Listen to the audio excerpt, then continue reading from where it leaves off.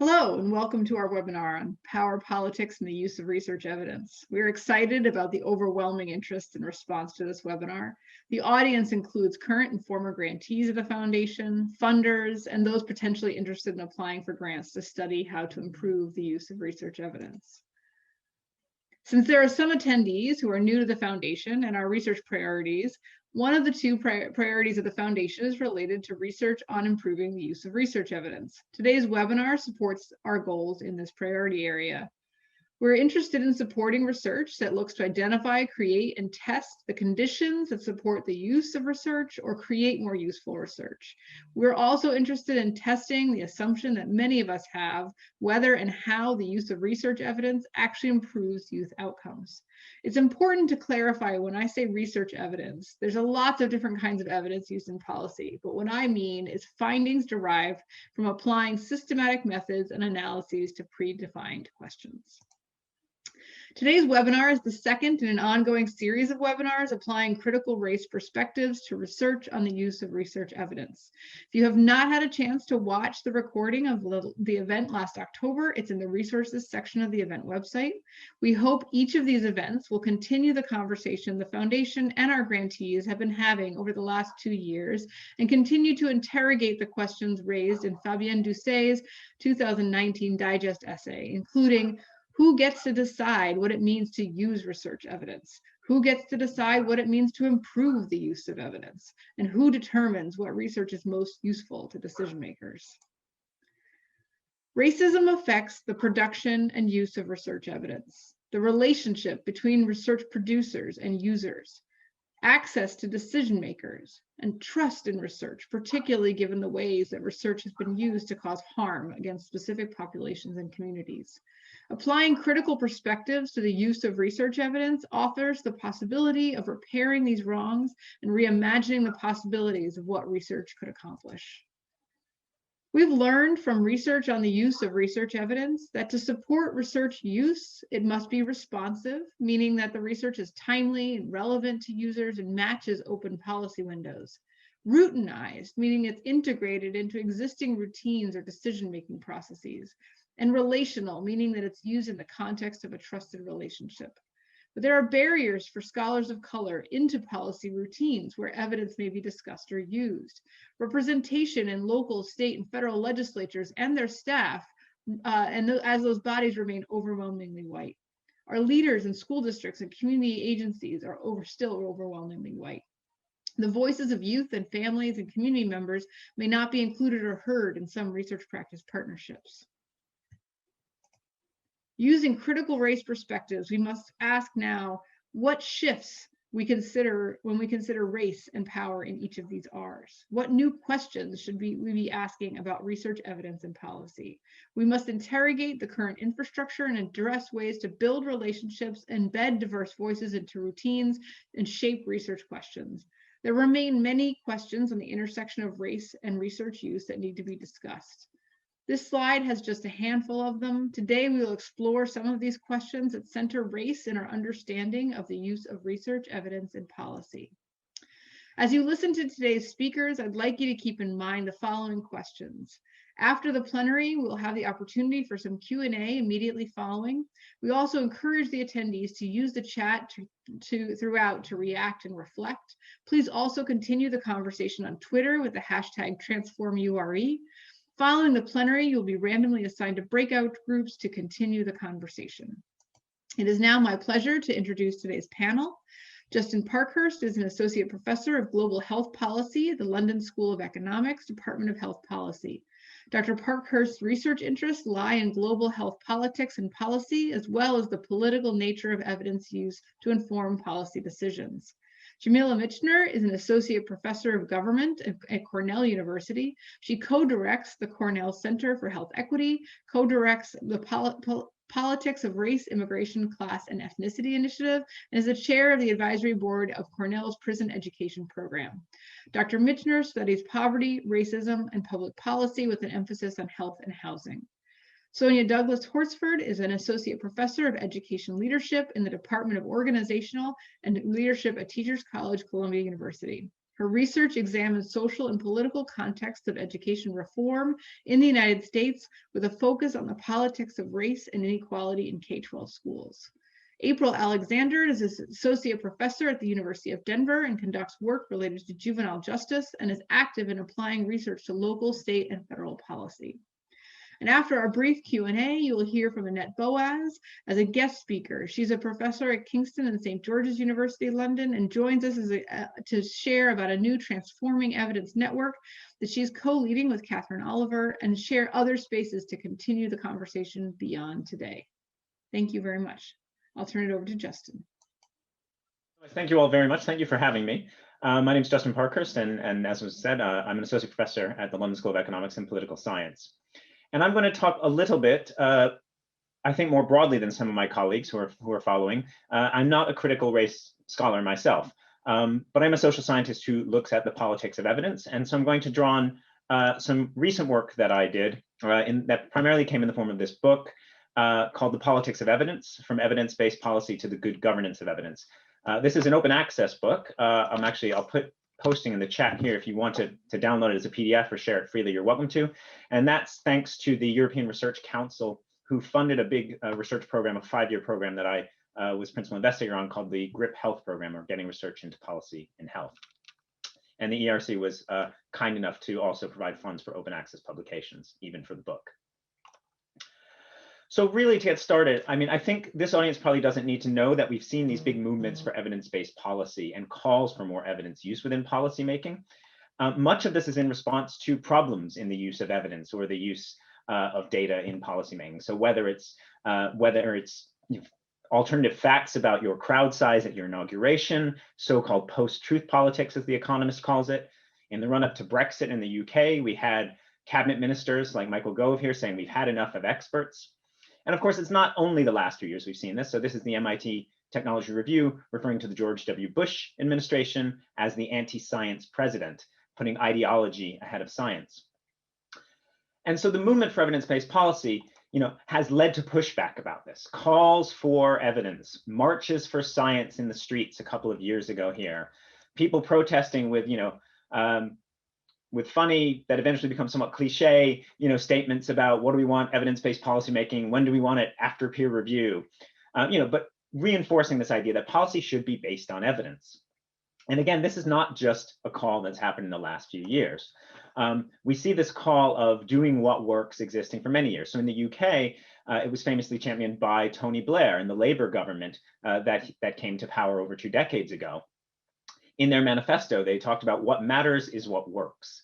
Or a bit more recently, the Pew Charitable Trust putting out this document in the US on evidence-based policymaking with figures like this about the steps we want to take to do what works. And the language of what works is really, front and center in these things. And it's very much a technical process here, program assessment, implementation, outcome monitoring, and evaluation. So let's do what works, and that's what policy should follow. But my book and what I'll talk about today kind of tries to go beyond that. And hopefully, as I said, this audience is already aware of what's wrong with just telling people to do what works. And the introductory slides, I think, already point to that. One of the problems is that evidence of effectiveness does not necessarily equal to social desirability. And a very good example of that is this drug. Viagra has probably the best evidence-based you can call for, with over 16 randomized clinical trials, all showing it works. It doesn't mean it's important, though. So it doesn't mean it's what matters just because we have an abundance of evidence to show that it works. Another issue is that what works in one place might not work in another. And this is the issue of transferability, generalizability, or what some people call external validity. And this is just one diagram about how we need to consider if things will work where we want to do them for the problems and the issues that we have at the time we have. We can't just assume that something works the same way a drug works, like a drug trial, because drugs work through biochemical mechanisms. And in theory, we all have underlying biology and anatomy that's similar. But our education systems, our healthcare systems, our criminal justice systems are not working necessarily through the same mechanisms. So we have to ask this generalizability question. And also, and this is probably the heart of the talk, my talk, and what we're going to talk about today, is that certain forms of evidence or particular methods can in fact impose de facto political priorities. Now, I said I'm not a critical race scholar. I primarily look at health and development and international development. And this really came to a head a couple of years ago, a year or so ago, in 2019, when the Nobel Prize for Economics was awarded to a team primarily at MIT, Esther Duflo and colleagues, for their work doing randomized controlled trials on development issues in low-income countries. And a big debate in the development studies community arose, asking the question of, are development issues really reducible to randomized controlled trials? Is development something you can simply experiment on and achieve, or is development a broader, complex social process which is not conducive to experimental trials? If we only prioritize what we can experiment on, we might not intervene in ways that actually cause important social developmental changes. We might be limiting ourselves to very small scale interventions that don't change the underlying important social and economic order. So we can't simply say we should do what works. And in my book, I try and classify this as two different concerns, and perfectly relevant concerns for evidence in the policy literature. The people who are marching and calling for evidence and championing evidence use, their goal is to improve evidence use because they're concerned with the misuse of evidence. They're concerned that evidence is being ignored, or that it's not being used systematically, that it's being cherry-picked or designed through flawed methods, or it's simply being made up. Sorry, I'll go back a second. And on the other side, though, you have these policy scholars, such as where I classify myself, who are concerned over how we might be ignoring important social values and the trade-offs in societies if we just prioritize particular methods or particular pieces of evidence. The concept of naive rationality in the policy sciences, the idea of rationality that you can simply solve problems with perfect evidence, has been described as a naive pursuit when you do with the political realities of decision-making. It ignores this political nature, and it can skew policy agendas to those opinions which are, to those options which are conducive to measurement or conducive to particular forms of evidence, or where somebody has already spent money to create pieces of evidence. So I've done a lot of work on HIV, I've done a lot of work on malaria, I've done some work on tuberculosis, and it's no surprise that I get research grants, so I've been part of research grants in those areas, because people have spent money on HIV, TB, and malaria in the developing world. A lot less money has been spent on the so-called neglected tropical diseases. So there's just not as much of an evidence base to inform policy there. And so I think there are two separate but important concerns here. One is what I call the politicization of science. Fundamentally, the idea that there is good methods and appropriate methods for scientific inquiry which are being co-opted or misused. On the other side, though, a perfectly valid and equally important issue is the so-called depoliticization of politics. Politics and policymaking is inherently political. It's about value choices. It's about deciding what a good society should look like. And we should not lose sight of that through our use of evidence. And in my book, I define these things in two different ways. I refer to the first as bias from a technical perspective, technical bias. It's just not adhering to the principles of scientific good practice. But in the second instance, I refer to that as issue bias, meaning it's how do we bias our attention to certain issues? How does the use of evidence and particular pieces of evidence bias our attention? Like that example of the Nobel going to certain types of economic trials, it biases our attention to things like sleeping under bed nets for malaria, something you can easily do a randomized controlled trial about, but not necessarily the underlying socio-political structures that decide whether or not mosquito elimination is a priority in a country. That's not conducive to a randomized trial. So we're biasing our attention to certain interventions as opposed to others. And it leads to the next question, well, what then is good evidence in public policy or from a public policy's perspective? And so for me, what I argue is that this requires explicitly normative frameworks. Addressing technical bias requires the values of science. We need to uphold scientific best practices to ensure validity in our studies, that in fact truth is being sought rather than some kind of cherry-picked or manipulated alternative fact. But issue bias is probably really the heart, I think, of what we're getting at here today, or what I talk about as issue bias. And I think this requires an explicitly constructivist perspective. So inherently, to take a political perspective means we start asking these questions about how our evidence is constructed. What goals does it achieve? What values are being measured and embedded within the evidence we generate? Whose social concerns and which social concerns are being measured and being taken into consideration? So constructive insights allow us to ask critical questions about how evidence is created, the embedded values and norms within which how we establish that evidence, or what knowledge, or what is considered policy relevant knowledge itself. And so while I'm not necessarily a critical race scholar, perhaps, I think this is where we can see an explicitly critical lens. because many critical theories particularly raise questions about one or another group, often groups which are systematically excluded or marginalized, and ask the questions of why or how that comes about and how to change it. And I think an explicitly constructivist lens allows you to start bringing those questions in. Because we're interested in what evidence is good for policy, we could say that appropriate evidence lies at the intersection of these three circles. If the evidence addresses the policies at hand, if it's constructed in useful ways that you can use, and if it's applicable to your local context, we can define that as appropriate. However, for each of those, we can start asking critical questions. So does the evidence address policies at hand? Recognizes in policy studies, I think in field of politics tends to ask these sorts of questions, it recognizes that evidence can address any number of public policy concerns. Only some of them get constructed into what's considered relevant. Sociologists of knowledge and other related fields recognize that the construction of evidence itself is a subset of what's possibly constructed. So evidence can be constructed in any possible way. Why do we choose particular constructions of evidence, ways of measuring, coding, identifying populations, outcomes of interest? Which ones get defined as useful to our policy objectives? And then you have other fields, related fields overlapping, like the philosophy of science, which has raised a lot of these questions about generalizability and local applicability, or the internal and external validity questions that I referred to earlier. So yes, evidence is available to your local context, but there's a wide body of evidence that might be applicable somewhere. And I think the critical lens comes in here, because for each of these, you could start asking these questions with explicit population groups or explicit inequalities in mind, to say, is evidence addressing the right concerns? Is it being constructed in a way that either contributes to existing inequalities or challenges them, and so on? The second thing I wanted to move on, though, from is not only do I think a constructivist approach to the generation and utilization of evidence important, the last point I really want to focus on is the importance of institutions. And in my book, I go on to talking about the building of evidence advisory systems as institutions that can work to shape how evidence is used. And this allows us to move beyond simply focusing on individual pieces of evidence.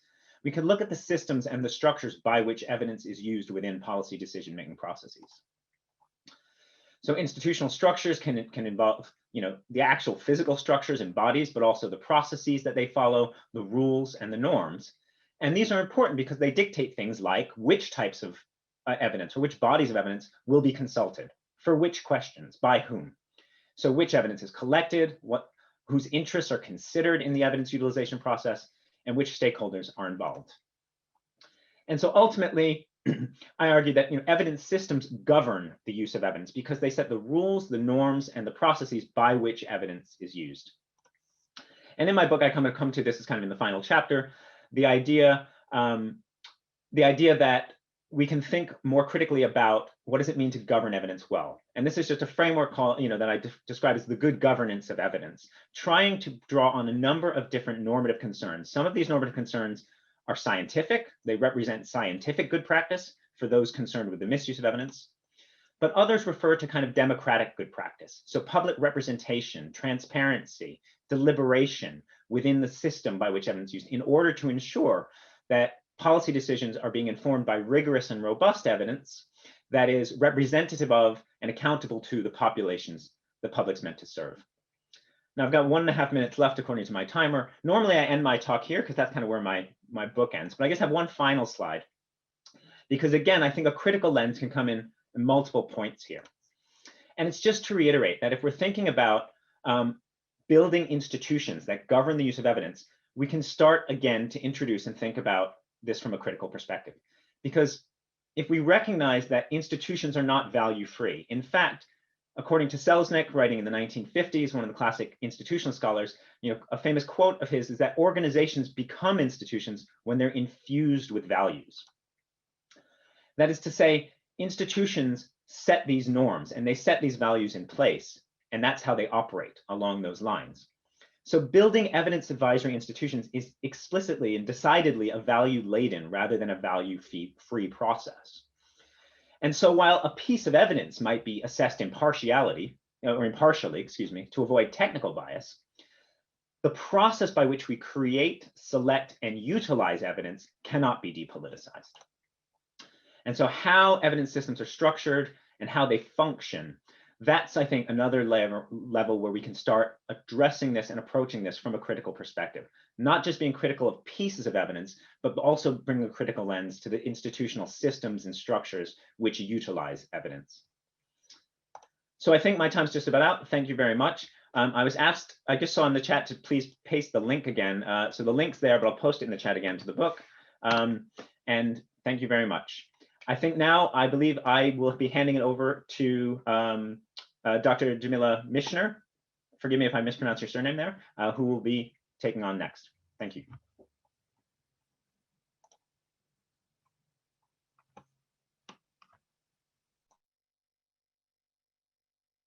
Okay, let's jump right in. I'm going to share my screen. There we go. And we can jump right in. I think that we will find a good and helpful, perhaps, continuity between lots of the ideas that we just heard from Justin and the ideas that I'll offer in my thoughts and comments here. And I'm sure that that continuity will continue across speakers. We'll each have distinct but related perspectives. And I think that means that we'll be able to have a quite generative conversation after the fact. And I'm excited about that as well. So thank you all for being here. Like Justin, I am also a political scientist, and I do a lot of work that focuses on health policy, poverty, and racial inequality. And so that's the kind of background in terms of my background as a researcher that's going to be informing my thoughts here. The one caveat I want to make as we go in is that I have a parrot and he's very noisy today. So if you hear weird noises, it can't be helped.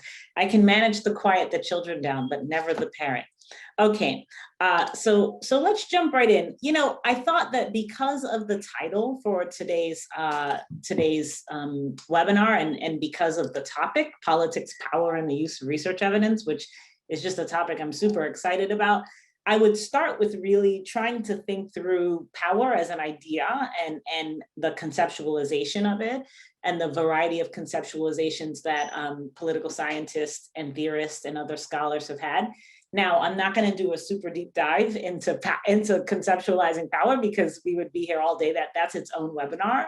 But I think it might help us to start to think through the range of different issues implicated here as we try to bring a lens of power into our thinking about the use of research evidence, right?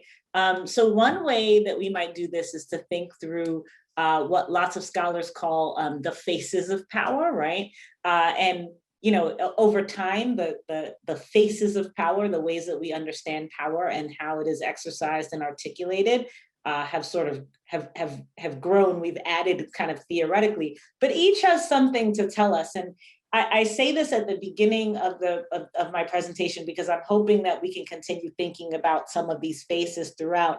And by the end, we really can think of in our own minds lots of examples of what it looks like for power to be articulated in the context of the development of knowledge and research and of the use of that research.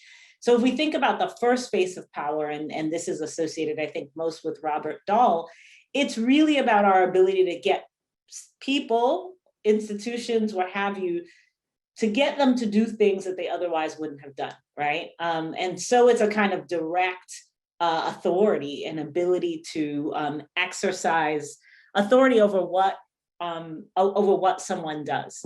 The second phase of power is more about agenda setting. So it's not about getting someone to do something that they wouldn't otherwise do, right?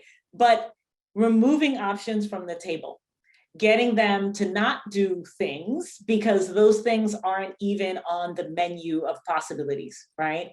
The third phase of power, which there's quite a bit of contention around, and there's not a kind of consensus over whether, for example, this is really a phase of power. This is most associated with Stephen Luke's, and it's about exerting a kind of influence that, and some people call this a kind of false consciousness, but exerting an influence such that someone does what you want them to, not because you've made them as you would have under the first phase of power, but because you've affected how they think and understand the world to an extent that now what they want is what you want, right? So you've sort of shaped them on a different kind of level that allows you to get the desired outcome without having to exert authority in the way you would with the first phase of power. And then the fourth phase of power, which I think is what many people understand to be, are called the Foucauldian perspective on power, is really beyond that. And it's about thinking about how,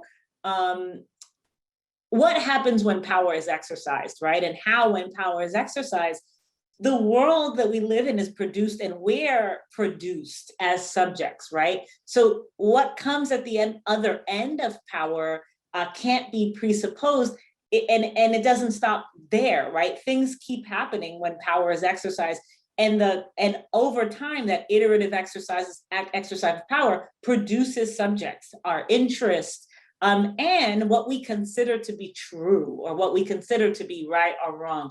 In part, those kinds of outcomes of fundamental things like our own sense of our interests, our own sense of what is true or not true, can be a function of power, processes of power that have come before that. So all of this sounds really abstract and theoretical, but it's not, right? Because we are actually all living in spaces where power is being exercised in these variety of ways as knowledge is produced. So I want us to kind of keep this in mind and kind of tag some of this. And then I want to think about and talk about power and the production of knowledge, right? Any of us who are researchers or who work at institutions that rely on, disseminate, or produce knowledge, or who work in capacities where we have to make choices about, or we influence processes of how power or how evidence is used, how knowledge is used, right? Have to think both about the processes for producing knowledge and then the use of that knowledge, the use of research evidence, right? And power is implicated in both places. It's implicated in how knowledge is produced and in how that knowledge, once available, once produced as research, is used. And I want us to think about those processes, and in the subtext of that thinking, we're going to see these various spaces of power emerge as critical, right? So we all know the kind of like the phrase or the kind of basic understanding that is almost a truism now as far as people articulate it: knowledge is power. Knowledge is power. And you know, that's something that we can almost take for granted. It comes from, of course, and is associated with Francis Bacon, who was the first really to articulate this idea that, you know, human knowledge and human power meet in one, right? And the idea is, hey, when we know things, when we know, for example, about what causes an outcome that we care about, like what's the X that causes the Y, then that gives us leverage over how to change that outcome. And so knowledge is not just this passive thing that gets produced for the sake of its own, for its own sake. It does a certain work. It provides us with a certain kind of power that dictates how we operate in the world, what we do, and that influences what we do and how we operate. But I think it's important to sort of, in some respects, turn this on its head. And instead of thinking that knowledge is power, to think about how power, in fact, and dynamics of power can shape the production of knowledge, right? So when we think about power and the production of knowledge, there are a number of different ways that we can imagine how it works. One thing that comes to mind immediately, and this connects to some of what Justin says when I think about power and the production of knowledge, is how power is articulated in the production of knowledge. And it can be articulated by us determining that there are criteria that really matter, right? Or norms that we really ought to adhere to. One criteria that is often important, certainly to researchers, to people who understand themselves to be producing knowledge, to research institutions, is objectivity, right? So you can trust the knowledge that I'm producing because I am objective. I don't have a stake in this. I don't have a particular set of values that I'm bringing to the table that will sully whatever findings I have, whatever knowledge I produce. I am objective. If we think about the ways, there's lots of, objectivity isn't necessarily inherently a bad thing. We can probably argue about whether it's a possible thing, about whether there's any states of the world in which I get to be standing outside of the knowledge production process as an objective interlocutor. I am skeptical of that. And certainly we can believe in evidence and scientific processes of the sort that Justin indicated without necessarily thinking that we're objective and outside in some way that makes it so that our positionality, right, our rootedness, our perspectives aren't informing that very scientific process, no matter how scientific it is, right? But certainly we can think about ways that objectivity has been deployed in order to highlight and amplify some kinds of work and undermine and sometimes even denigrate other kinds of work, right? So one example is an example I use often if we think about what many people call me search or me studies, right? You're doing work and it's about people like you. I'm doing work on Black women or women of color. Some of my work is about that, actually. And then there's a sense that you're not objective. Your own identity is implicated. Of course, you're not going to produce research that says negative things about your own social group because your identity is implicated, and that calls your objectivity into question. And even though, I have no idea if for many of the people in this room, they're like, well, I don't think that, it is a sort of tacit understanding that is often at play in knowledge production processes, right? And we can understand objectivity to mean if you're too close, whether it's in terms of your identity, your racial identity, your gender identity, your class identity, your sexual identity, or in terms of your values, right? Whether it's the notion that, well, it's interesting to hear my students say this kind of thing to me. Oh, you're a liberal professor. Of course, that's what your research is going to say, right? And it's this notion that there's something about my positionality and my identity that impugns my objectivity, and that is going to undermine the value and the quality of the knowledge that I produce as a scholar, right? That is a certain articulation of power to say objectivity is a goal, and here is who does not have it and under what conditions, right? So I know lots of middle-class white men who essentially in their research, without saying it, study middle-class white men. And it's rare that their objectivity is impugned, right? But as a woman of color studying women of color, there's always this question, can you really be trusted, right? And that itself is a sort of articulation of racial power and positionality. There are times when you're going to be scrutinized as a consequence of the criteria of objectivity, and other times when you're not. So it's a mechanism through which different kinds of power dynamics can get channeled. Another way we might think of power in the production of knowledge is in terms of methods, right? And so we can think about qualitative methods, quantitative methods, mixed methods, and there are lots of ways that this can imply power. And some of what it does is what we might understand to be it can operate through the second phase of power, for example, by taking particular options off the table. There are just certain kinds of research that you can't do, certain kinds of methods that you can't explore. I remember a student of mine who wanted to use photo mapping as a method in her dissertation project. And she wanted to go to the low-income communities of color where she was doing work, take pictures of kind of key sites in those neighborhoods, and then return to the people she was interviewing and have them sort of assess what they were seeing in these pictures and get to have a different nature and quality of conversation with them by having that kind of external marker to kind of prompt the discussion. And there was a real debate in the committee, like, is this a real method? Does this really count? We haven't seen anything like this before. So you get these low-income people of color to tell you what they think about these sites in their neighborhood. How much does that count, right? And so there's a way in which the second phase of power can work here. We might take that off the table as a real option, as a real method. And that kind of work doesn't get done because at the stage that the people who have influence over how work is produced are making decisions, they decide that's not an option on the table, right? And there are lots of ways this can happen. It often comes in the form of kind of devaluing qualitative and multi-method work. And there's a way that with methods in which methods talk is an easy channel through which to undermine work that we otherwise might respond to negatively or find uncomfortable, right? And so actually I'm uncomfortable with the fact that this text is talking about white supremacy, right?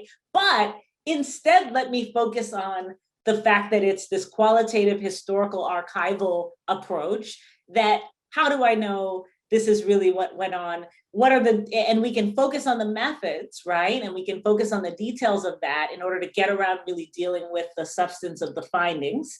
And even when we can't quite make sense of why we don't like certain research, we can fall back on methods as a reason. I see this in my students all the time. I teach a grad course on race and ethnicity, and I'll sometimes have a student say, I can't quite put my finger on it, but I didn't like this piece. And very often when students articulate that kind of thing, it's with pieces that say like difficult things about race and ethnicity.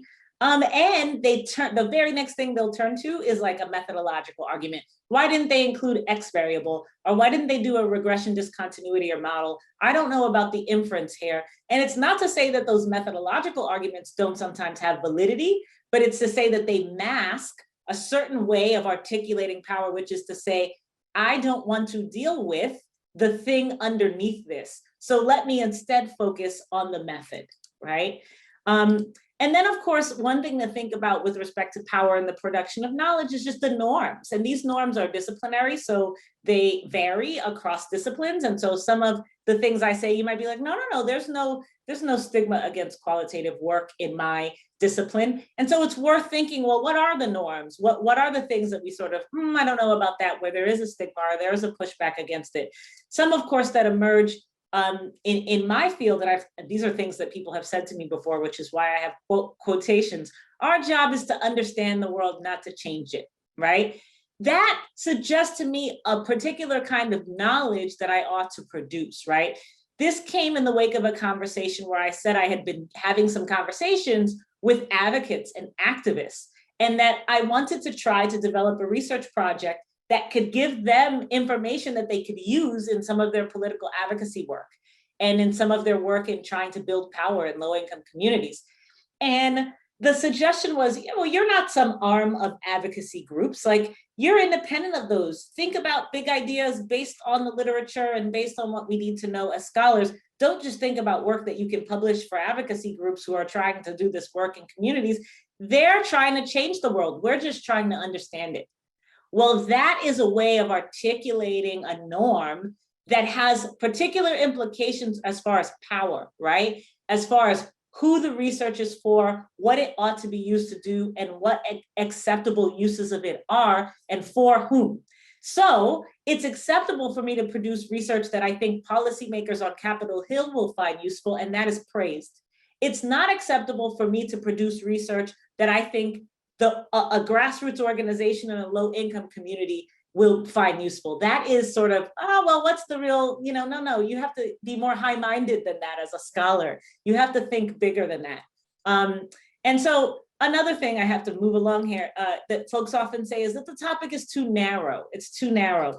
Or tone it down, the way you talk about it, right? The way you talk about it, you're too passionate, or you're too political. You seem too political in the way that this comes across, right? Of course, all of these things have implications for the kind of knowledge that I will produce. I will try to produce knowledge that will cater to particular audiences, that seems broader, can be made to seem broad, and often broad means it has to apply to people who aren't economically or racially marginalized, and that seems dispassionate and disconnected from the actual political world. That will appeal to some subset of people and will exclude others, right? But it's all produced through power dynamics. So I wanna speed it up here and say, the last thing I wanted to think about is the role of institutions here. Institutions like universities, like foundations, right? Like journals and other outlets where information is being published. These institutions make choices along the way about what kind of knowledge will be valued and how the knowledge production process will operate. And of course, we have to think about power and the use of research evidence, right? So whose evidence is being used in terms of researchers? And we can think about this with respect to the identity of researchers, race, class, gender, with respect to the kind of research they do methodologically, or with respect to the way they do research. Do they seem passionate? Do they seem political? And often when someone seems political or they seem to have a political perspective, we can discount their research. What are the implications of that? For whom? Do we imagine the audience or the target when we think about use of research evidence is a policymaker on Capitol Hill or a state legislator? That is a particular kind of audience to imagine and may lead us in a particular direction. But if we think, I want this research to be for the communities that are going to be affected by these policies, for the organizations and the people operating and working within these communities, I want the research to speak to them, to build power in those communities. It doesn't matter if anyone on Capitol Hill cares about it. For whom is the research evidence being used, and to what end, right? One of the things I think about a lot with this last point here around to what end is how sometimes we don't think about to what end research is being used. It just seems cool, or it seems useful, and for whomever it's useful, we're happy with, right? So if you think about predictive policing models, right? Wow, I mean, social scientists did this.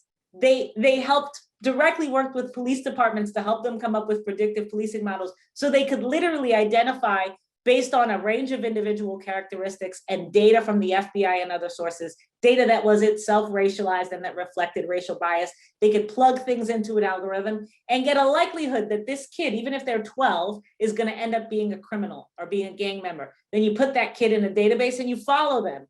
And that we know that has had devastating implications in communities of color. And what was the end of that research as social scientists were working with police officers, for example, to develop those methods? And are we held accountable to the ends of our research? I want to wrap it up here by just saying, when we think about power and the use of research evidence, we have to think about the role of politics, right? And so whether we want research to be apolitical or whether we want to be thinking about how to be savvy with respect to politics when we're using our research evidence, so that we can then be held accountable for how it's used. So it can't be used for ends that actually undermine whatever values we bring to the research process. About institutional venues, do I want to work, for example, with a police department? I'm not saying anything about the police, and the answer to that doesn't have to be no. But if I do, why this institutional venue? What are the other alternative venues? What are the implications for who the research is for, who it will benefit, and who it might harm, right? And then, of course, we have to think about theories of change. When we're using research, or we're imagining we might use research in a particular way, there's an underlying theory of change there, right? And do we think that change is what happens in Washington? Do we think it's what happens in state legislatures? Do we think that in part it's what happens on the ground in communities? We might think it's all of the above, and it's about an interaction between those actors across those levels. Those understandings of how change happen are what ultimately will affect how we use research evidence. And I'm going to wrap up here because I think I'm over time. Thank you, everyone, for listening. And I'm going to pass the mic to Sonia, and very much look forward to what she will share with us. Thank you, Jamila. That was really great. And I'm really enjoying this conversation and glad to be a part of it. Let me pull my slides up.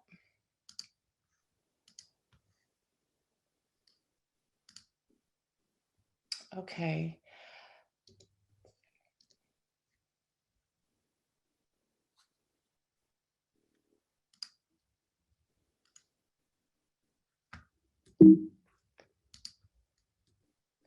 I'm having an issue, 1 second.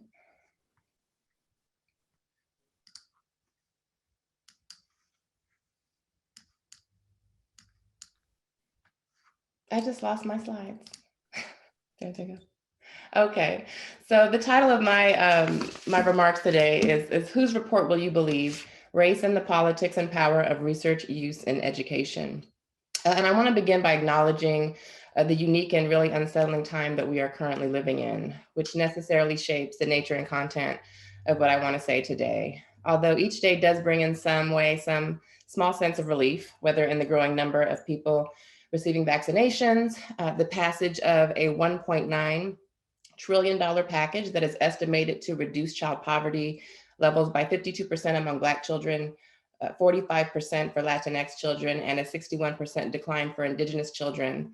And the prospects of slowly going back to a world where we can discuss these issues among one another, not only among images of ourselves, but in person, face to face, and in community. Where I personally experience less comfort and relief is on how prepared we are and will be as a nation divided by race and facts and reality to come together to determine the future of American education, which hinges largely upon what type of country you want to be.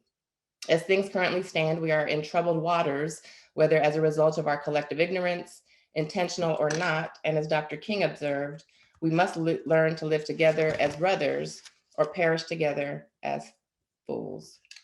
And so this is the struggle we continue to be engaged in, the problem we all live with as Americans, confronting the problem of racism by finding new ways to name it, measure it, prove its existence, all the while avoiding the precious knowledge, data, and information and evidence that is readily available to us when we value the voices and experiences of people of color, especially when it comes to the education, safety, and well-being of their children and their experiences in pursuit of the proverbial American dream.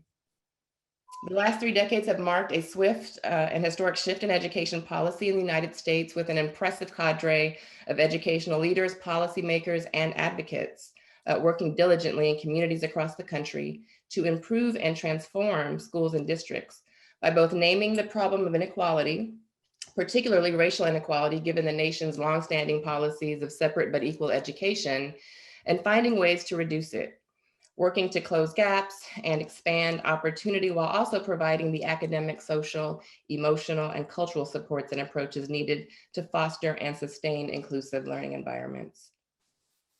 Despite this movement and its acceleration through the support of private and corporate philanthropy and a progressive political agenda that has fueled efforts to promote equity and diversity, and most recently anti-racism and anti-Black racism efforts, the research base upon which this work is being developed often frame inequality in education as the problem of one group simply needing more of something, whether greater resources, access, opportunity, and therefore the solution being, in the case of racial equity, for example, giving each underserved, under-resourced, marginalized, minoritized, or disenfranchised racial group what they need. I argue today, however, that we must recast the problem of inequality, namely racial inequality, as not simply a problem of the haves and have-nots, of the advantaged and the disadvantaged, white students or students of color, but rather why certain groups have and others have not, and why certain groups remain advantaged while others do not, and the politics of race that mediate the distribution of power, resources, and representation in education, which will have major implications for policymaking and the types of research evidence that will be essential to any agenda to advance justice. We know from the William T. Grant Foundation that research must be responsive, routine, and relational in order to be used, and that it must be coming from a trusted source. But despite the significant time and attention given to issues of equity in education reform for many decades, as demonstrated by this list, the state of education for children of color remains astonishingly poor in terms of investment, as well as the knowledge base upon which their schooling is conceptualized, developed, delivered, and assessed. This, I argue, is a major oversight and limitation of the research on race and education, which has held even more significant implications for America's schools. Although I personally embrace the spirit of Horace Mann's vision for that education, beyond all other divides of human origin, is the great equalizer of conditions of men, the balanced will of the social machinery, we are constantly reminded by the research evidence that this has not and is not the case. Rather, the late Professor Emeritus and past chairman of the Department of Education at Baruch College at the City University of New York, Donald H. Smith's conception of education appears to reflect more accurately the tensions and struggles that is education, particularly from the vantage point of people of color, and in this case, African Americans. He wrote, "Education is a two-edged sword. It is the most powerful social force in the history of humankind. It may be used to empower or to enslave, while at the same time limiting the opportunities and life chances for those viewed as inferior and unworthy. Education thusly employed becomes a force of domination and oppression." Unfortunately, much of the research being conducted relative to racial equity in education either discovers inequality through racial and socioeconomic comparisons, which are helpful to documenting and revealing the nature and depth of differences in treatment or resources available to different racial groups, there is an opportunity for us to consider the value and effectiveness of policy recommendations grounded in a better understanding of the nature and sources of inequality, which begins by reframing the problem of racial inequality from the perspectives of the marginalized and the oppressed. Sadly, these failed results have further weakened trust in the education system, reinforcing the idea that it was never really designed to be the great equalizer that many hoped it would. In fact, it's been more than 30 years since Beverly Gordon's article entitled The Necessity of an African-American Epistemology for Educational Theory and Practice, which was published in the Journal of Education in 1990, and it opened with this observation. The 21st century will be marked by the struggles of people of color for position, credibility, and respect within Western societies. And the struggles will have global implications. The greatest battle will be for the control over who educates minorities within Western societies and the nature of that education. She then asks us, whose vision of the role of African Americans, other people of color, and the disenfranchised will prevail? For what purposes might people of color be educated? To me, Gordon's recasting of education in Western societies as a struggle and battle over who controls the terms and conditions under which children of color are educated provides an important foundation and framework to build through which we can better understand the battle over education policy as a struggle for people of color to have control over the education of their children. Fortunately, there has been important work done using critical race perspectives and approaches to studying the problem of inequality. I was really glad to see my colleague Janelle Scott, who delivered a presentation on the use of critical policy analysis, which is work that we feature in our text, The Politics of Education Policy in an Era of Inequality. It's hard for me to believe that it's been 10 years now since I published my first book, Learning in a Burning House, Educational Inequality, Ideology, and Disintegration, which centered the narratives and the perspectives of Black school superintendents to again help to shape and present a perspective around education policy, in this case, desegregation, from the perspectives of Black educators, given their own experiences and insight as individuals who have been raised and working in schools.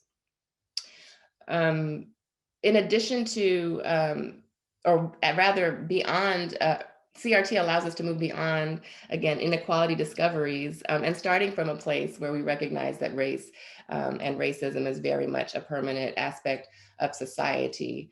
But it's really important that we move beyond, again, measuring the differences in inequality, the ways in which people of color are being discriminated against or experiencing different inputs and outcomes in education, but rather moving toward the questions of what must be done about it.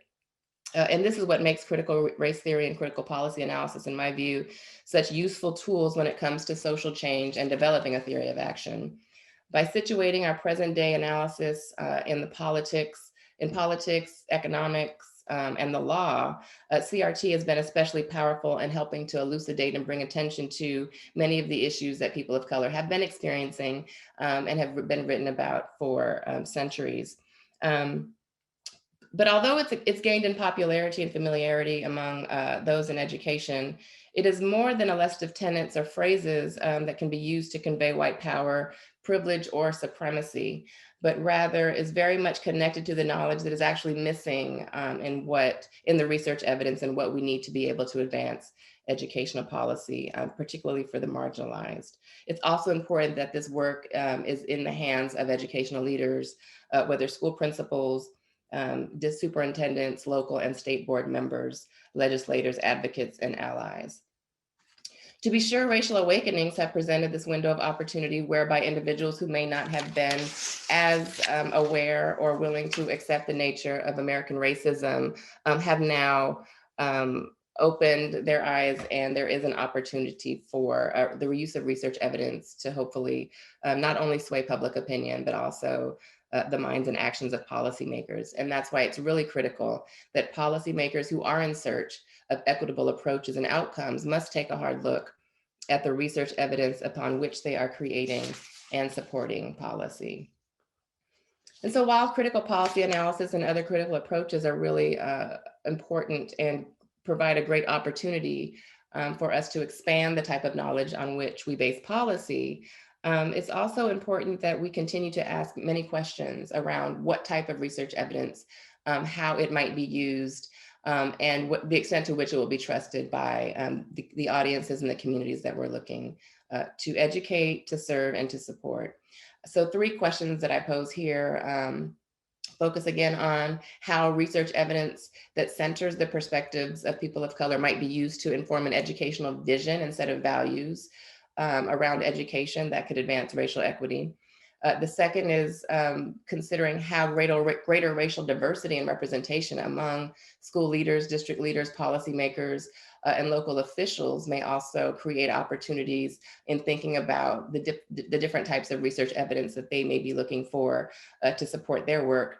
And finally, this question around trust and whose research evidence will be trusted in terms of the quality, the methodology, rigor, and representativeness. And in this case, as it relates to the education of children and communities of color. And ultimately, the question that I pose is, whose report will they believe? And so how can we improve the quality of research produced relative to the education of people of color as part of a struggle over the education of the oppressed? I think there's still many unanswered questions that I hope we will continue to explore around this question on the use of research evidence. One being on matters of race, why hasn't the Black or African-American experience been central to the discourses and dialogue around advancing educational equality and opportunity for children of color?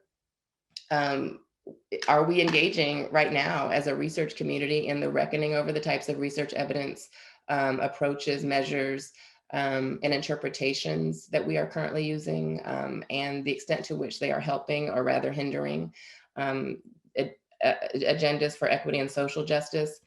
And then what are the research qualifications, criteria, and credibility needed to conduct critical and culturally sensitive research? And so while critical perspectives and approaches like critical race theory have become increasingly popular, who are the individuals who, are there certain qualifications to taking up those tools and using them as part of this effort to expand the ways in which we conduct research? And so I leave us with even more questions in the tradition of critical scholarship, and that is, whose report will you believe? Whose vision of education will prevail? When it comes to the use of research evidence and its potential impact on the transformation of the US education system, I would argue that there is no greater lever for change than providing policymakers, administrators, and systems level leaders committed to reducing inequality and advancing racial equity with research evidence that is relevant, routine, and relational. By asking critical questions together, across research, practice, and policy communities, there is great promise in how research can be used to empower communities as they advocate for themselves. And so what purposes, values, and goals of education will we advance as a nation? What do we still need to know, and how can we best acquire that knowledge? How might research be used to articulate a research-based vision and strategy for the education of people of color? How can research evidence be used to empower communities of color in the education of their own children? And how might we strengthen the quality and rigor of research evidence on race in order to improve policies impacting communities of color?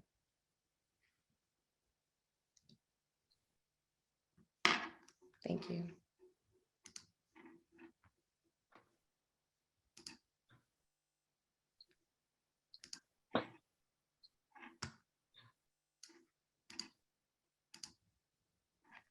All right, and I'm gonna take it over from here. Good day, everyone. I know everybody's on different time zones. My name is Dr. April Alexander, and I saw a couple questions in the chat, really reflecting on Sonia and some of her points about making research accessible. And I said, yes, I've got this. I'm currently an associate professor in the Graduate School of Professional Psychology at the University of Denver, with my background being in clinical and forensic psychology. And the questions that people had in the chat are ones that I've asked of myself over the last few years. That there have been so many different articles over the last decade, just talking about accessibility of research, that all of us in our ivory towers or in our research institutions are doing this fancy, expensive research that is typically grant funded through federal grants, local grants, foundations, but the public never gets to see it. We're often doing our research on people who are in the community, but they never get to benefit from it. In fact, some community members actually reply that you used me for $50 in a gift card, but I never ever got to see the results. And so this is a problem not just for the community, but just thinking about how are we making our research accessible to all people, whether that's community stakeholders, whether that's funders, whether that's state legislators. And so this has been an issue that I've been thinking about for some time, because a lot of us don't get training in this. That we do get trained in how to create journal articles, how to write books and book chapters, but not really thinking about how do we make our research accessible to people who could actually use it and benefit from it. And so for myself over the years, I had to kind of sit back and reflect on my identity as a psychologist, that I didn't get training in this sphere, but over the years in working in state hospitals, correctional institutions, juvenile detention facilities, doing direct care service, I started thinking about all the systemic problems that I was witnessing in those facilities and started thinking to myself, can I have a place in this? Nobody talked to me about public policy change, advocacy, and psychology. And so I had to sit back and do my own research on where psychology has a place in all this. Where does the social sciences, where does the hard sciences have a place in creating actual systemic change?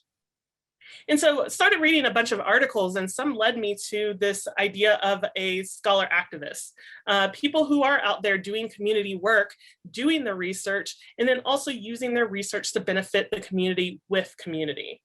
And so over the years, I've been reframing my own kind of practice and kind of thinking about how do I get my research out to the public sphere.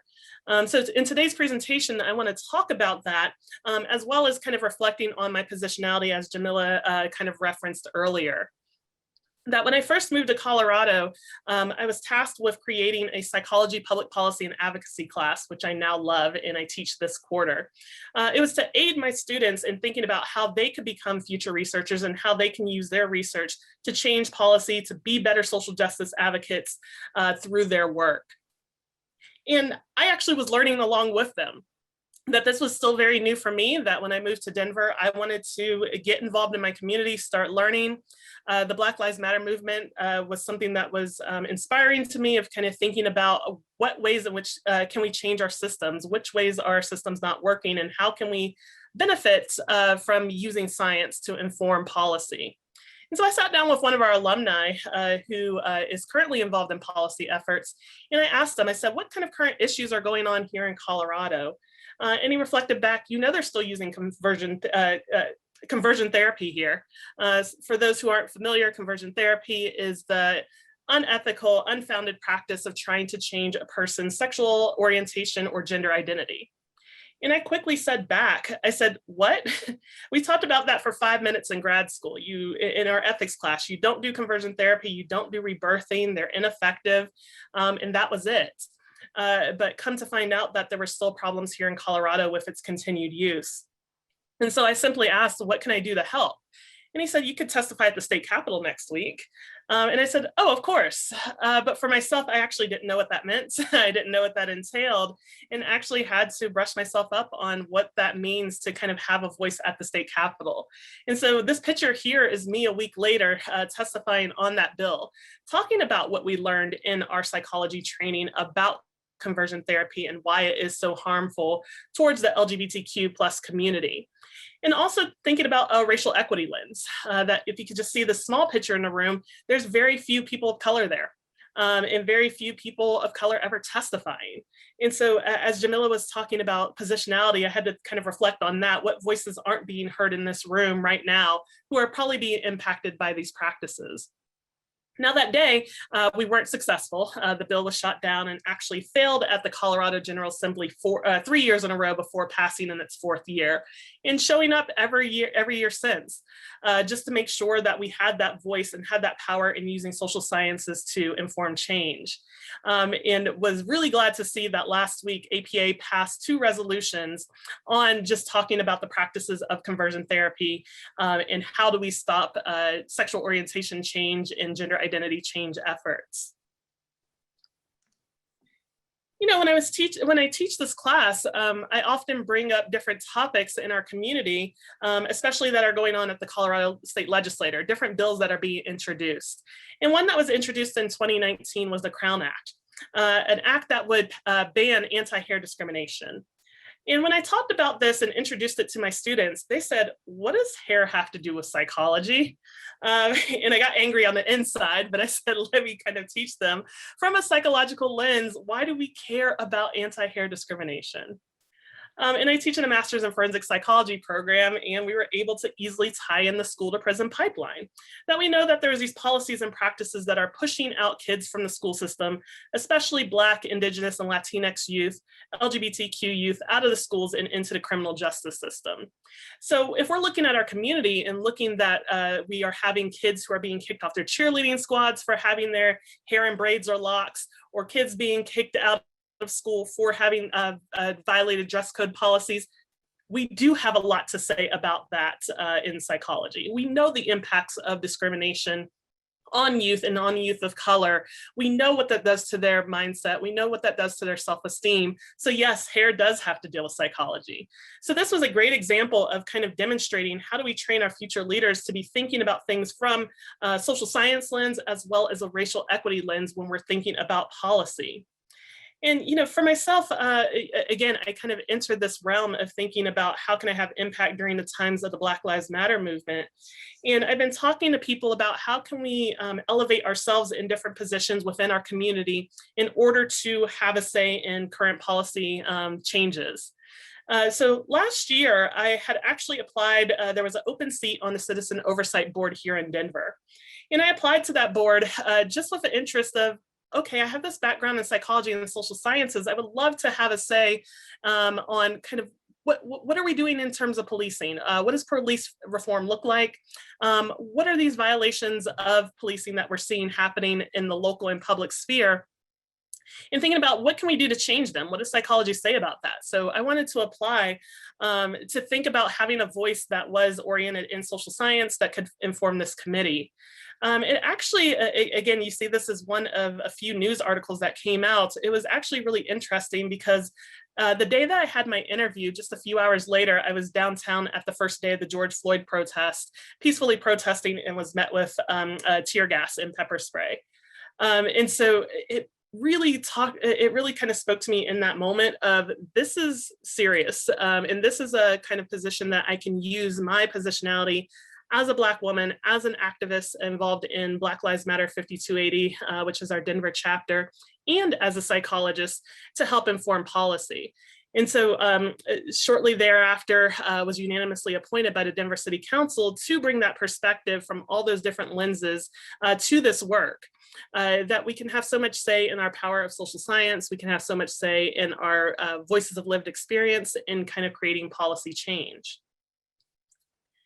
Another thing that Justin kind of alluded to earlier was institutional support. For a lot of people, especially academics, they ask me, how did you do this pre-tenure? You're not supposed to do this pre-tenure. Everybody says that you want to watch the type of research that you do, the type of community engagement you do before tenure. I pushed back on that a little bit. Again, my positionality as a Black woman, I said, I can't wait for that. My community is hurting and I need to be involved and active. And so I was doing all of this work before that. And then luckily, my university started becoming invested in this work.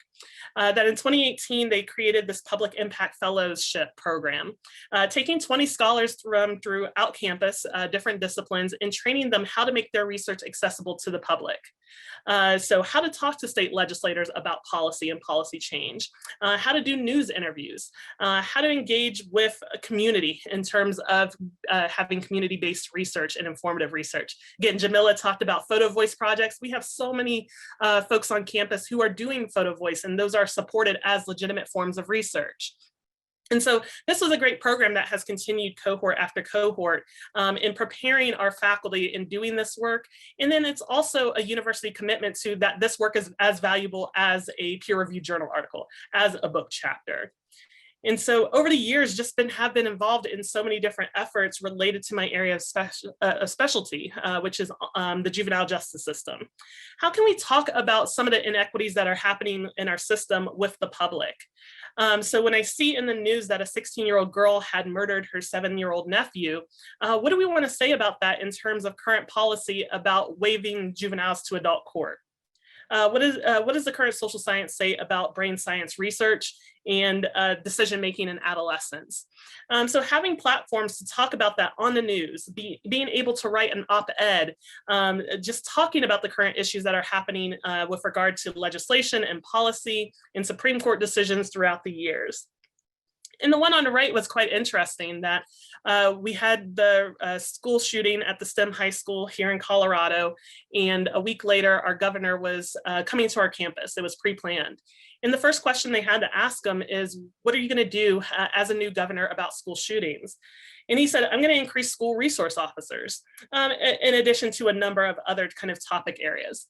And I was furious. I went home and I wrote this op-ed that there's a lot of literature out there saying that school resource officers unfairly criminalize our kids. They don't make schools any safer, but maybe our governor just didn't know that. So using op-eds as a platform to talk about the current research and making sure that, again, our stakeholders are informed in policy. And this became especially important during the COVID-19 era. Again, we know COVID-19 is disproportionately affecting Black, Indigenous, and other communities of color. We know even the vaccine rollout is having its own disparities. And so as we're looking at all these different issues in our areas of specialty, just thinking about how COVID is exacerbating kind of what we know in terms of racial injustice in our communities. So me and my students, again, being in the forensic psychology program, we worried about the people in our correctional institutions, in our juvenile justice systems. How are they dealing in terms of COVID right now? What kind of considerations do we need to be making in terms of policy change? So we were able to talk about smart decarceration and write an article on that, on a best practice area to be thinking about how do we reduce the spread of COVID to the most vulnerable. And I've been really honored to work with the Research to Policy Collaboration, again, a network that has been dedicated to pairing researchers with community stakeholders, with members of Congress, to make sure that they are engaging in evidence-based public policy. That in December 2018, I gave a TED Talk, really talking about my experience in working with adolescents who engaged in illegal sexual behavior. And part of that TED Talk was discussing comprehensive sex education and consent education as being one of the prevention tools that we can be using in order to eliminate sexual violence. And so again, that TED Talk got a lot of buzz. A month later, ACLU of Colorado and the Planned Parenthood of Colorado called me and said, we actually are introducing a bill that would add consent education to schools. Would you testify on it? And we did, and that passed into law. And then again, a few months later, the Research Policy Collaboration said, you know, we have the Violence Against Women Act and it needs to be reauthorized, and they want to be talking about prevention efforts. And so they connected me to people in Congress and their staffers to talk about my TED Talk, talk about my work, and really highlight the importance of reauthorizing VAWA, which is still under consideration right now. And they've been really great in just developing policy briefs on their website and again, engaging researchers and creating these policy briefs in order to disseminate materials out to community stakeholders. And then again, over the summer, just talking about COVID-19, that you see me up there with my dog, speaking to Representative Kutzer about, again, the disparities that are happening in terms of domestic violence during COVID-19. You know, the recent research in the last few weeks have exposed that domestic violence and childhood sexual abuse have gone up during the COVID-19 crisis. So again, creating this opportunity to talk about what are the needs of community during this time, what are the needs of, again, people with marginalized identities. So again, thinking about domestic violence disproportionately affecting Black and Indigenous folks, and even more during COVID-19. And again, me and a student just published this article this week talking about the dynamics that are happening during COVID-19 with regard to intimate partner violence. And then lastly, just the one cool thing before I go, maybe we have to get our research out in kind of cool, unique ways. So me and my students have been going to Denver Pop Culture Con for a few years in a row, just bringing psychology to the public sphere through media. So talking about diversity, inclusion, and its representation in popular culture text. I wrote a couple book chapters in Black Panther psychology, talking about Black father-son relationships and counter narratives that were exposed in Black Panther, as well as Black feminist leadership in the movie. So there's so many different ways in which we can engage the public and community stakeholders in research, and look forward to speaking to you all more about that in our small groups. Wonderful. Thank you all so much for such a wonderful, rich panel. We're going to have about 10 minutes for Q&A with the full panel. There were lots of questions in the chat, so I'm going to do my best to get to most of them, but I can't guarantee, and I want you to hold, if you don't hear your question asked, it's a great question to ask in your small breakout groups. So I'm going to start with a question that was posed, but it sort of is one that a bunch of other questions touched on, and it's for all of the panelists. So who are the governors in the good governance of evidence? What are the different aspects of the task that are attributed to or best performed by different actors in different roles? What institutions hold this power when we fail to scrutinize who should be given this power? So that's a big question, but I'd like to open it up and see what folks have to say. Yeah, this is great because this is actually one of the things I thought as Justin was presenting. So I will wait with bated breath for his response.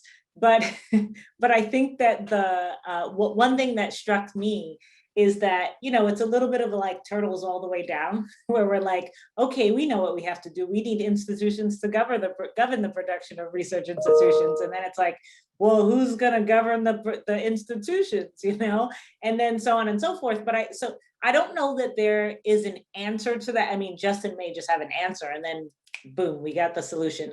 But I suspect that there's not an answer that is sort of, well, here's a list of the institutions or the people who are best situated to do that work, so much as perhaps a set of criteria or a kind of ways of orienting our thinking, and certainly like some metrics of accountability for whomever takes that, you know, plays that role, and for whatever institutions emerge to play that role.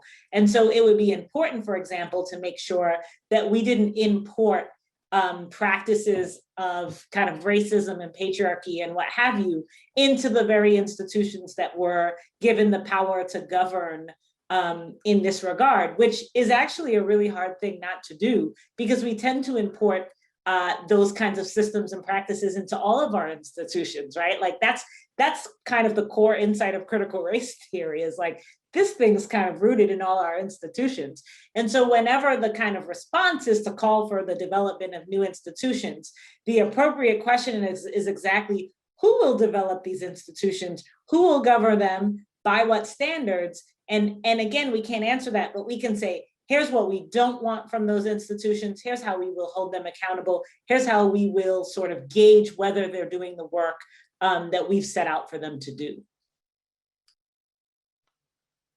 Yeah, I mean, that was a great answer, Jamila. I mean, you know, I could say it's the fourth turtle down, right? Her name's Barbara, she's in charge. But you know, I think just to add to that, you know, for me, a good concept, I think, to put at the center of that question is that of legitimacy. You know, and to ask the critical question of where does legitimacy lie to be in that position of deciding. And so when it comes to evidence use, I think we do defer to legitimacy coming from scientific experts at times. And so there is some legitimacy coming from expertise. And so you can think about national science foundations or academies of science and the like as having some legitimacy to be in some kind of responsibility to overseeing that, at least the elements of it that have to do with scientific good practice. But from a democratic perspective, it's, as you referred to, it's some kind of accountability to the public. You know, And so if we're asking critical questions about how should this system of evidence use be governed, if we start asking questions about, for whom is it serving, whose interests, how they're being constructed and embedded, there has to be that feedback loop to populations if you believe in democratic representation. Obviously, we get into big challenges when you live in representative democracies and they don't seem to be representing people appropriately. What then happens? And that's this constant question I think you asked about. But I also like that you pulled out elements like accountability, and it's sometimes easier to identify what is bad governance, right, and highlight what you should not do. It's sometimes easier to do that. But I still think, for me, the legitimacy question allows you to critically ask the question of where does legitimacy for this question or for this system lie? What makes it a legitimate system? Great, thank you. I don't know if April or Sonia, if you want to add or no? Okay.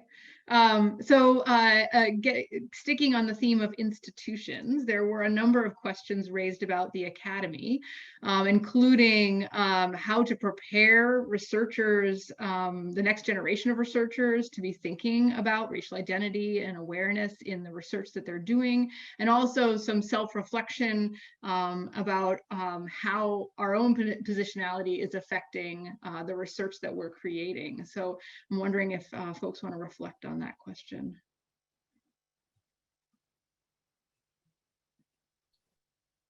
I think it's, again, institutions being invested in actually holding systems accountable for doing research that does come from an intersectional lens.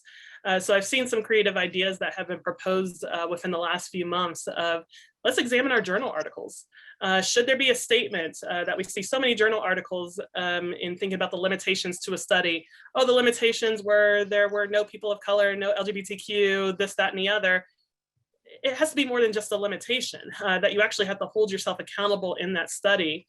And so I see a few editors thinking about ways to actually reframe that and talk about the things that you missed out on, which is a system of kind of holding that accountable and upholding the research that isn't out there.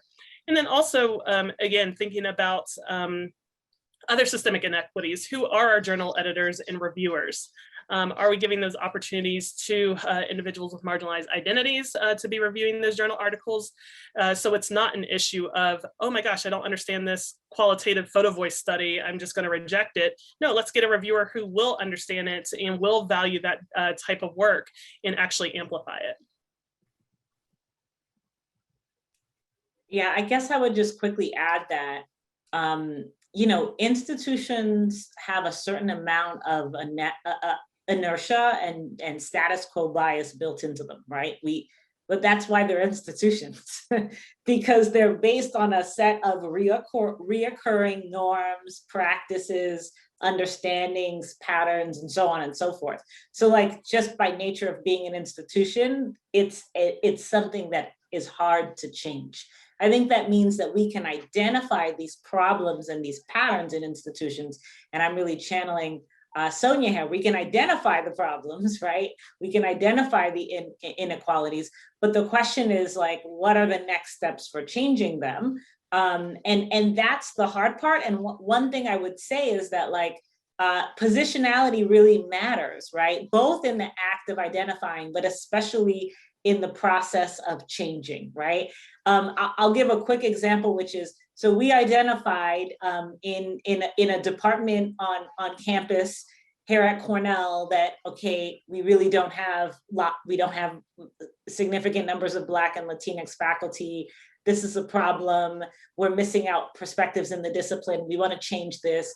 And we decided we were going to try to make some changes in our hiring practices. We made those changes, and at the end of it, we had hired a Black faculty member. And all of my, or not all, but many of my colleagues were very triumphant. Like, look, we identified the problem, we changed it, this is great, patting ourselves on the backs, we did a great job. I felt like the process was sort of horrifying. And so did a number of other folks of color who were involved. And that's to say nothing negative about my colleagues at all, right? It wasn't a reflection of them at all, but it was just that there were some things that came up. that you could only see from a particular vantage point, right? Things that I only learned about because people had come to me and told me about experiences they had during the search or during the interviews. Why did they tell me? Well, because they're like, you're the only Black person, like maybe we should tell you these things are happening. And so positionality really matters. It means you have a different insight on these processes. And then it's not about saying this was a failure. It's about saying, okay, now back to the drawing board, let's talk about what we have to do for next time. So remembering that these are iterative processes and change isn't something that happens at one point in time.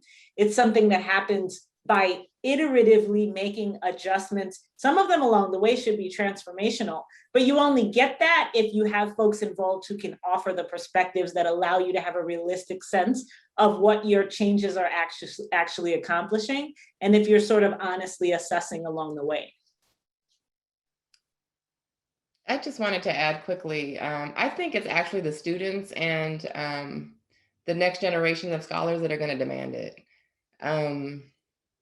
I think about even, I got my doctorate in 2007, and just, I remember maybe hearing one professor at one time mention white supremacy, and even critical race theory. I mean, I was advised to, take up something else at that time. And so to just kind of look back and see how quickly things have changed in that way, I think is encouraging.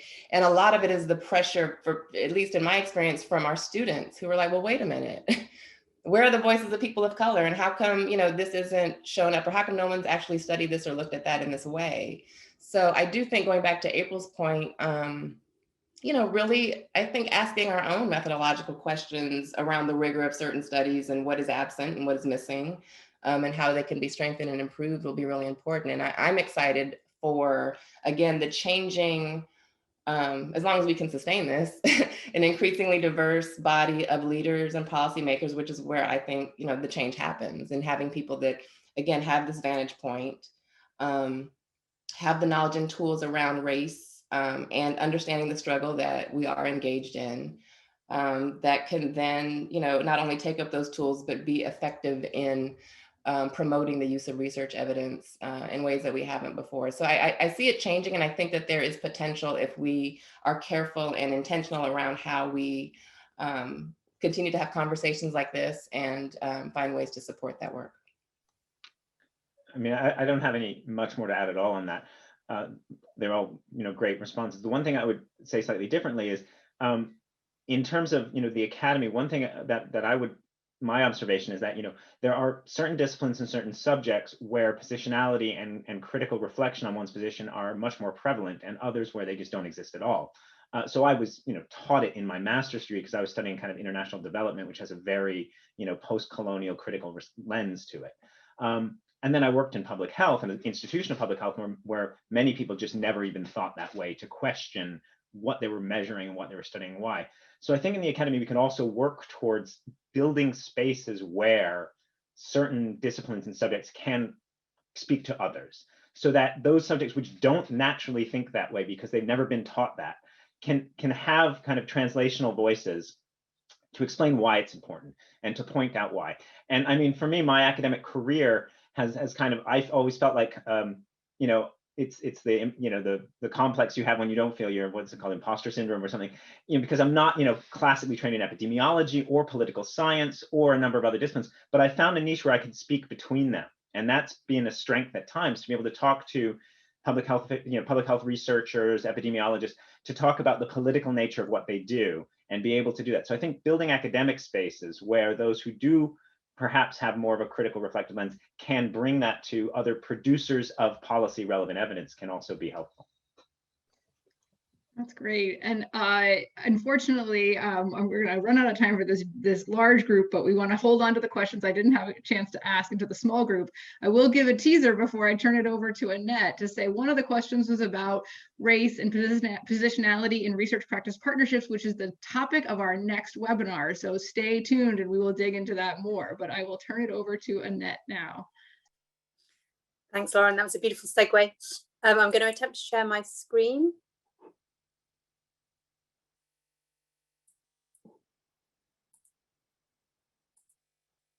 Can you see that okay? Yep. Great. Okay, so I want you to cast your minds back to those glory days where we hung around together in rooms and discussed how we would like to connect and engage more. So back in 2019, we were discussing how we could work more together to have these kind of conversations more often, more fruitfully, and to just make more space really to have exactly the kind of conversation we've started today and we're going to carry on in a minute. So from that was born the thinking about the Transforming Evidence Network. So the mission of this work is to unite scholars, practitioners, decision-making, and others who actually want to work on this area of how evidence informs policy and practice to improve the relationship between research, policy, and practice. And to do this in ways that have been alluded to in the presentations today, that cross across sectors, issues, areas, and geographies, to encourage us to build promising practices together, to share transferable lessons learned, to identify critical knowledge and infrastructure gaps, and tend to think about how we might address those common challenges together. And this has definitely been how people have worked in this field in the past. There's an awful lot of generosity. I mean, I've been involved with the journal Evidence and Policy, and the way that we engage with each other as reviewers of each other's papers in this field has always been, I think, very generous and constructive. And we've also seen that in the convening that the William T. Grant Foundation has done to bring people together to really build on the work that they've been doing and to critically kind of engage with each other. So lots of scope to work more as a community and to have some spaces to really work together. So who are we in the Transforming Evidence Network? So this is work that's been brought together by the William T. Grant Foundation, so Vivian and Lauren, by the Pew Charitable Trust and Angela Bednarek, who's on the call today, and Ben Miyamoto, who's also working with us and who's given us a form that I can share with you in a minute. And also myself and Catherine Oliver, who do work in the UK around transforming evidence, and our researcher, Anna Hopkins. So we've all been dreaming about this work for a while, and we're just about to start. What you'll see from us next, we're working towards a large convening in 2022, where we're really hoping it'll be possible to have an opportunity to physically come together, because I don't know about others, but I find these meetings really helpful and inspiring, but nothing quite replaces those opportunities to meet physically in person and to kind of have those more informal, creative and serendipitous kind of contacts. But we're going to be doing more online network building before and after the convening, and more information will follow about this in the summer. So if you want to connect with us straight away, then you can email us. So our email addresses are here and we can share those afterwards. And I'm just about to paste into the chat a form if you'd like to send us your contact details, so that we can get in touch with you as soon as we've got kind of more formal information to share. But the most important thing I want to say today was that, please join us, please use this opportunity to share the amazing work we're doing in different areas, in different domains, in different countries, so that we can really kind of take this work forward together.